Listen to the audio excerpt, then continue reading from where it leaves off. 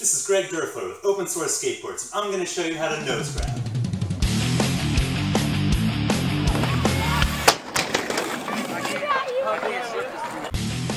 For this trick, you're going to want to quarter pipe 3.5 feet or higher and already be comfortable with frontside airs. The secret to this trick is the pull down. That's where you tug on the board with your hand at the top of the air.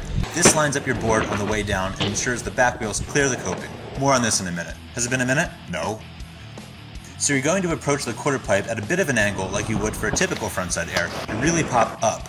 Even on a typical quarter pipe that doesn't go to vert, or usually pop out mainly, here you pop out a little less. The reason is, has it been a minute? No. So what? The reason is the pull down. The pull down allows you to air higher than normal on a quarter pipe without vert. It's possible for your tail to hang over the lip on the way up and not hang up on the way down. At the top of the air, you kind of straighten your back foot and really bend your front one. Then you kind of pull your whole board forward. And for me, that's to the right. And that's it. So thanks for watching. Until next time, and probably even then, I'm Greg Doerfler with Open Source Skateboards. Have a great day.